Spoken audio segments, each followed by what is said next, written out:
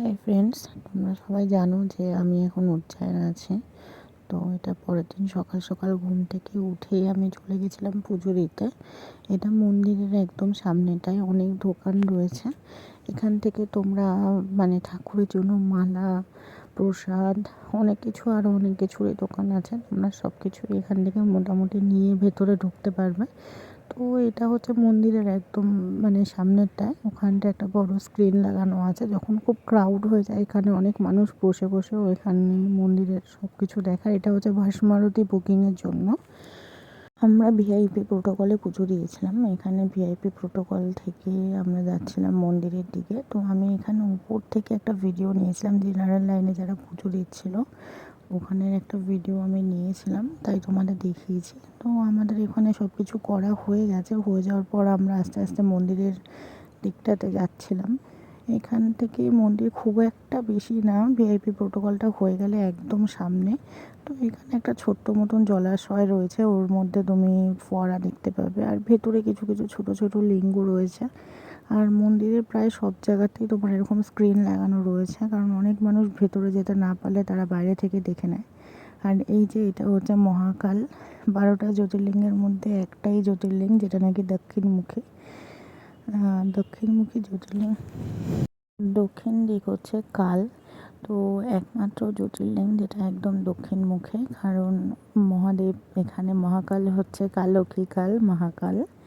তো তোমরা যারা যারা আসোনি এখানে এসে একবার ঘুরে যাও, আমার মনে হয় তোমাদের সত্যি খুব ভালো লাগবে। আর আমি যতটা পেরেছি, যতটা সম্ভব তোমাদের সাথে শেয়ার করা, তোমাদেরকে দেখানোর আমি চেষ্টা করেছি।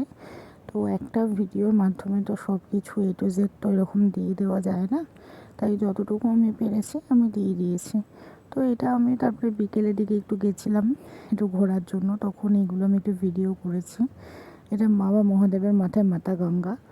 এটা হচ্ছে মন্দিরের একদম মেন গেটটা, মুখটা যেটা বললাম দক্ষিণমুখী, ওটা হচ্ছে মন্দিরের একদম মুখটা। আর দেখো এখানে ইন্দোর সিটিটাকে বলা হয় ক্লিন সিটি। সত্যি এটা ক্লিন সিটি, কারণ আমি এসে খুব পরিষ্কার পরিচ্ছন্ন দেখেছি।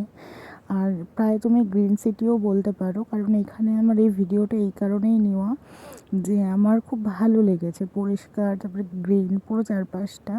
আর এটা মন্দিরে ঘুরতে ঘুরতে তুমি একটা জলাশয় দেখতে পাবে। আর পুরো মন্দিরটা ঘুরতে তোমার প্রায় 1 থেকে 1.5 ঘন্টারও বেশি সময় লেগে যাবে, কারণ মন্দিরের ভেতরটা প্রায় অনেকখানি রয়েছে। হেঁটে হেঁটে তুমি ঘুরতে পারো, বা গাড়ি রয়েছে সেটা নিয়েও ঘুরতে পারো। আর এখানে দেখো গণেশজি মাতা পার্বতীর পেছন থেকে উঁকি মারছে। আর এটা হচ্ছে রাবণ যখন কৈলাস পর্বত মাথায় নিয়ে যাচ্ছিল। 12টা জ্যোতির্লিঙ্গেরই কিছু না কিছু ইতিহাস রয়েছে, যেগুলো হয়তো আমাদের পক্ষে সম্ভব নয় সবটা জানা।